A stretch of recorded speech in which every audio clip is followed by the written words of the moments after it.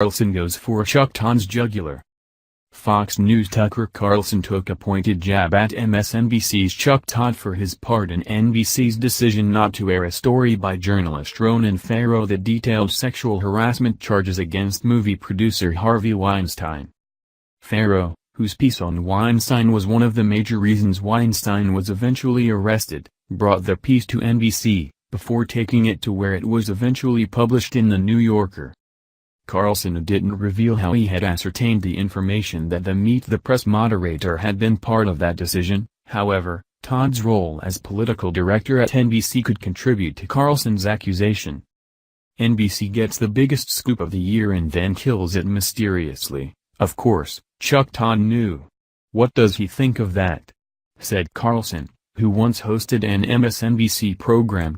While NBC did not immediately comment on Carlson's attacks against Todd, their news chairman, Andy Lack, said on Monday that the memo sent to NBC staff said that the network did not obstruct Farrow's efforts to report assault and misconduct accusations against Weinstein. Farrow disputes that, saying, "I've avoided commenting on the specifics of NBC's role in the Weinstein story to keep the focus on the women and their allegations," Farrow said in a statement. The Hill reported. But executives there have now produced a memo that contains numerous false or misleading statements. NBC contested Farrow's assertions, saying that it didn't meet their new standards. Contrary to Farrow's claims, his story was never cleared or approved for air by NBC News legal or standards, the statement reads. As is common practice, NBC lawyers met with him on several occasions to offer legal advice in connection with his reporting. But at no time did they render a judgment on the draft script's readiness for air.